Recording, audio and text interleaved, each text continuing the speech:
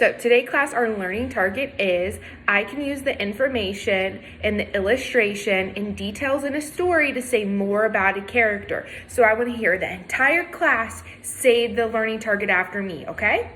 I can use the information and the illustration and details in a story to say more about a character. Great job. I heard all my friends say it with me that time.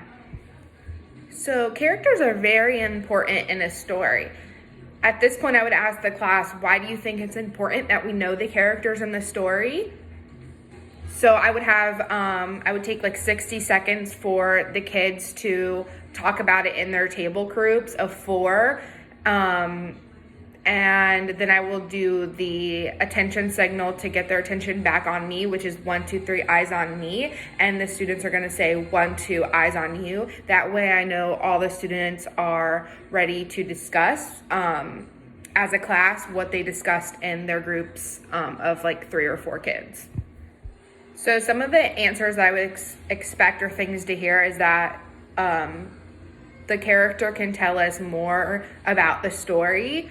At this point, I would then remind the students like that a character can be a person or an animal, but being able to describe that person or animal or character is important for us to understand like what's actually happening in the story.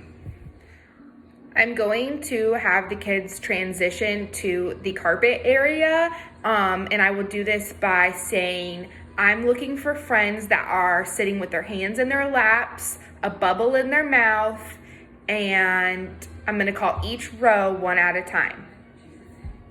So I would start with, all right, red row, you can go. I like how my friends in the blue row are sitting with big bubbles in their mouth.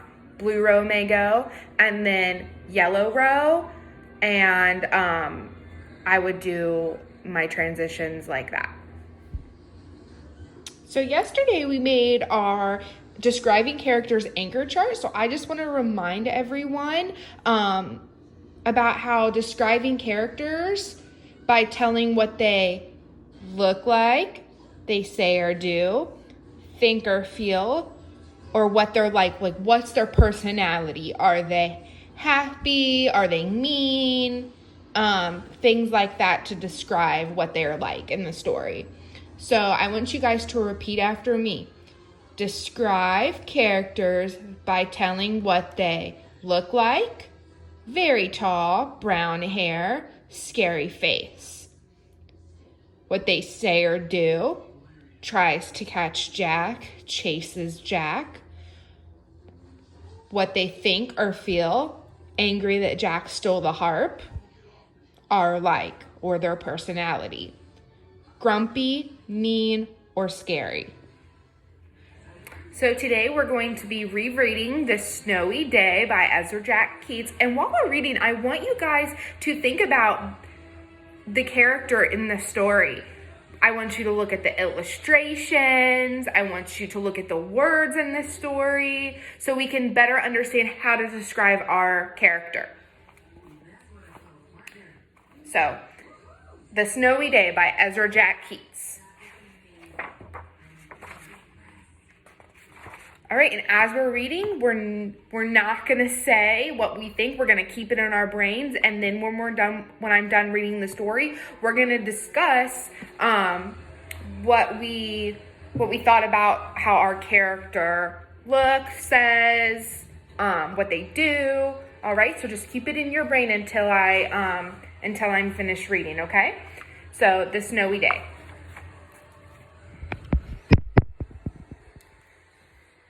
One winter morning, Peter woke up and looked out the window. Snow had fallen during the night. It covered everything as far as he could see.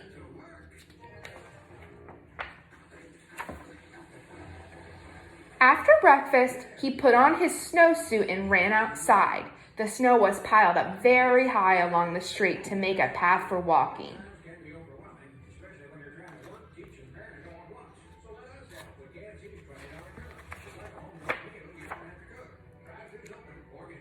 Crunch, crunch, crunch. His feet sank into the snow. He walked with his toes pointing out like this.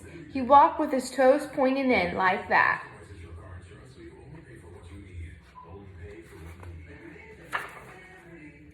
Then he dragged his feet slowly to make tracks. After he found something sticking out of the snow that made a new track. It was a stick that was just right for smacking a snow-covered tree.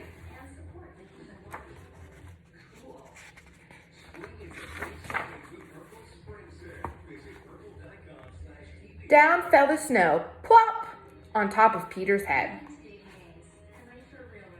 And there's the snow that just fallen on Peter's head.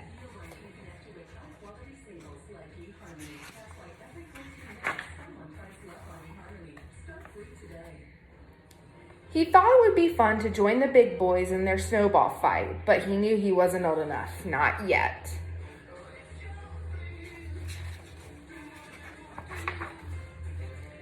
So he made a smiling snowman, and he made angels. He pretended he was a mountain climber. He climbed up a great big tall heaping mountain of snow and slid all the way down. So there he's on top of the mountain, and there he's sliding down. He picked up a handful of snow and another, and still another. He packed it round and firm and put the snowball in his pocket for tomorrow.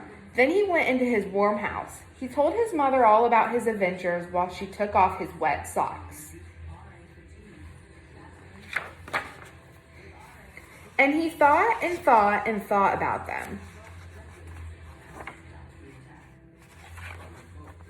Before he got into bed, he looked in his pocket. His pocket was empty. The snowball wasn't there. He felt very sad.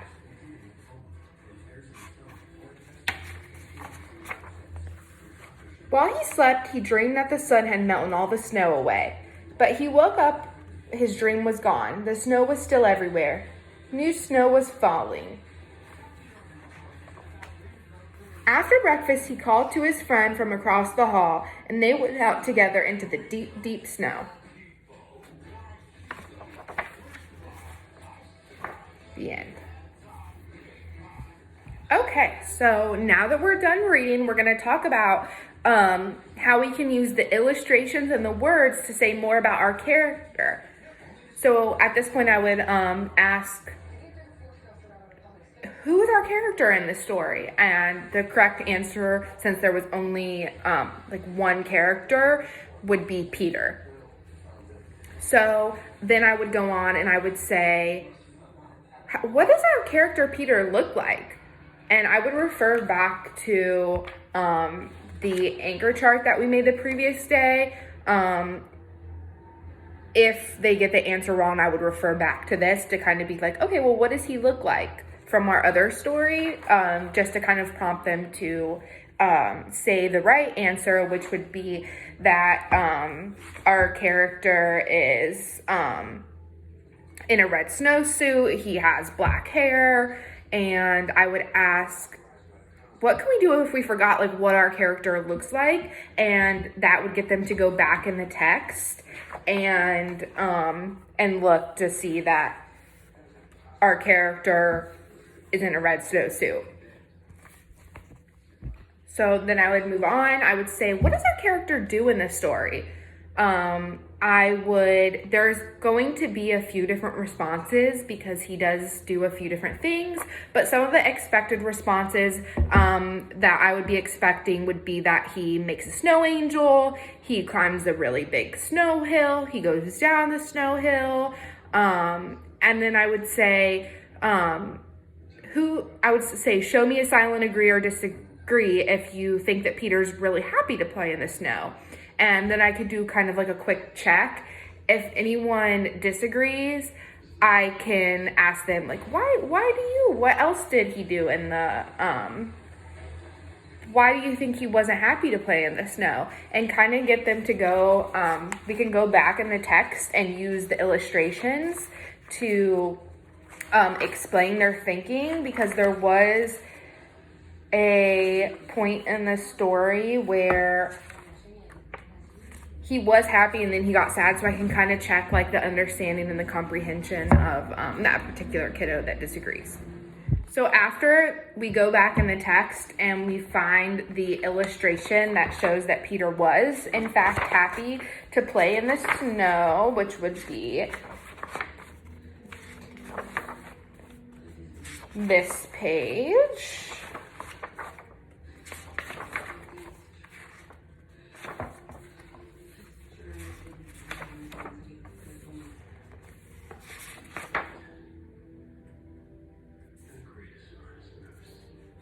Which would be like any of these pages where he's like sliding up and down and playing in the snow. So after we found that illustration, I would say, what is Peter like? So a correct response from a student would be that he's not afraid to play in the snow. So that Peter is happy. He's sad. He was sad at one point in the story. And then I would kind of like praise the student for giving me a specific response from the story, like a specific scenario. And this would be the time that I would introduce the vocabulary word discouraged. So once we went back in the story and found an illustration that shows that Peter was happy to play in the snow, I would tell the students that we found a specific scenario in the story where Peter was happy, and Peter didn't get discouraged in the story when he was sad about his snowball melting in his pocket, and he went back out there. Who can tell me, does anyone know what the word discouraged means? At this point, I would go and I would show the new vocabulary word, which is going to be with a Powtoon, as a way to use a little bit of technology in the classroom and switch it up from just having like a laminated vocabulary word on the wall. Hey class, Vocabulary Panda here. I'm ready to teach you all about the word discouraged. Say the word. Discouraged. Great job. The definition. Discouraged means to make less determined, hopeful, or confident. Let's use it in a sentence. Don't feel discouraged when you didn't win the spelling bee. Can you come up with your own sentence using the word discouraged? So after I show the Powtoon to the class, I would obviously have them take a minute to kind of have some fun with using the word discouraged in their own sentences. They can come up with anything. The responses are going to vary, and you can kind of do a quick formative assessment to see like what student understands like how to use that word in a meaningful sentence. So now that we have used the story The Snowy Day to get a better understanding of our character using the illustrations and the story and the details in the text, we are going to be reading another book by Ezra Jack Keats, my favorite, Peter's Chair. But this time we're going to be watching a video and of an animated version of the book Peter's Chair. And as we're reading it, I'm gonna stop at various points in the story, and we're gonna talk about our different ways to describe our character. So just keep this in mind, like, what does Peter look like? What does he say or do? What does he feel? What is he like? Think about this, because I'm gonna be stopping and I'm gonna expect you to answer some of these questions, which is going to be similar to how we did in The Snowy Day. And now, Peter's Chair. Written and illustrated by Ezra Jack Keats. Peter stretched as high as he could.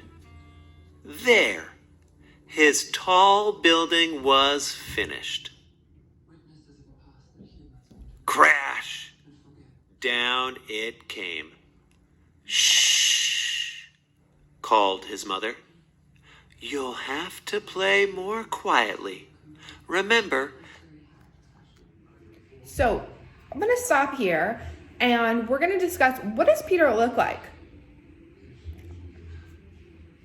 So some of the expected responses would be, Peter looks like a boy with black hair. He's brown. He's wearing a green shirt with a black suit. It can be that he looks sad as well, especially in this frame. His facial expression, he does look sad, so that could even be a correct response. We have a new baby in the house. Peter looked into his sister Susie's room. His mother was fussing around the cradle. That's my cradle, he thought, and they painted it pink. Hi, Peter, said his father. Would you like to help paint Sister's high chair? It's my high chair, whispered Peter. He saw his crib and muttered, So what does Peter say? An expected response would be that he said, that's my chair. That's my crib. So what did Peter say?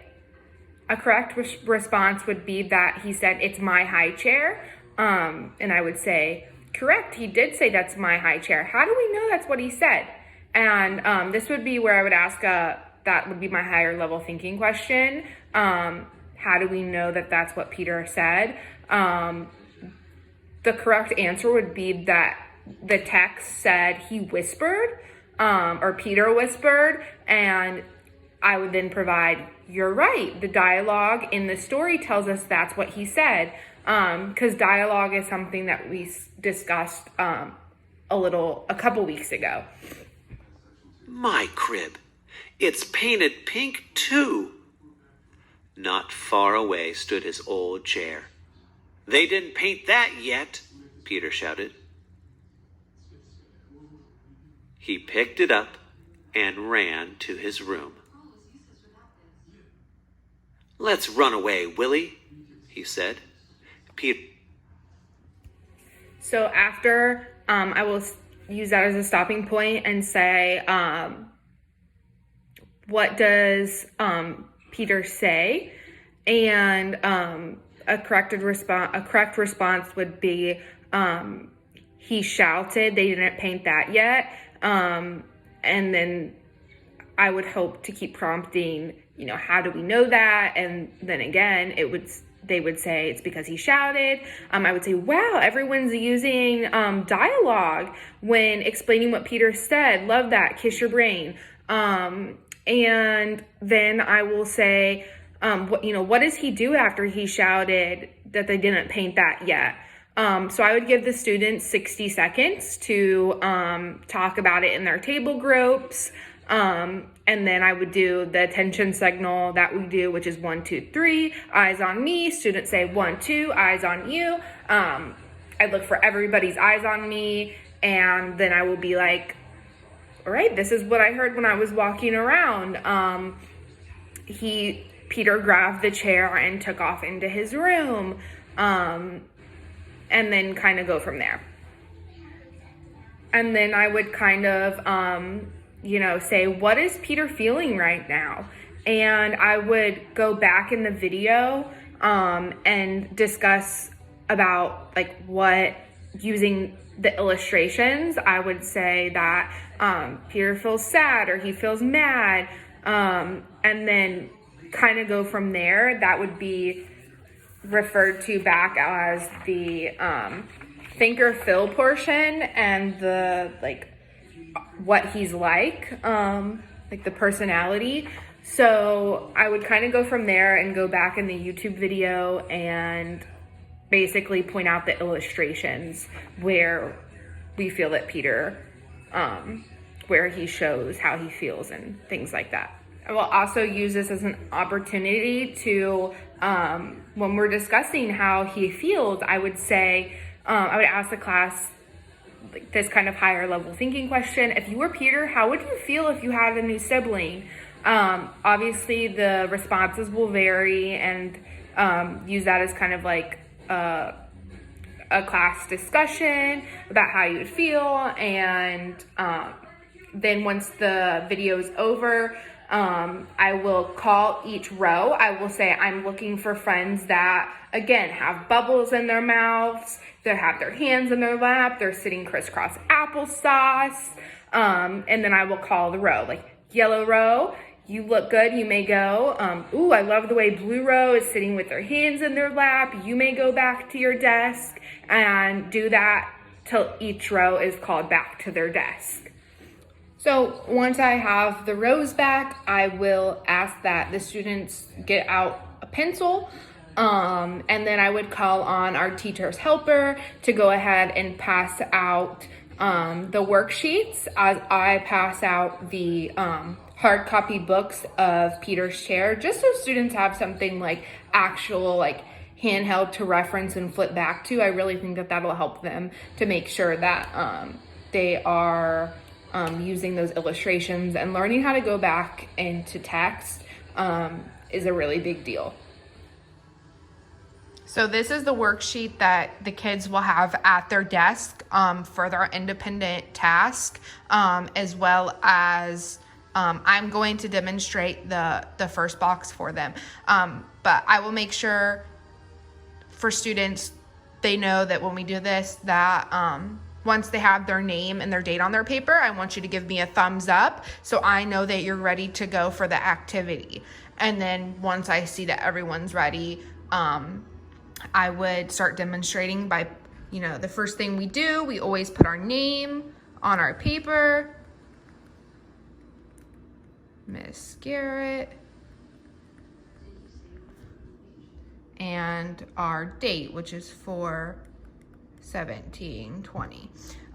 So I know, we know as a class that our character's name is what? I would hope that they would say Peter. So we're gonna go ahead and we're gonna write the character's name on the spot that says the character's name is, and we're going to write Peter.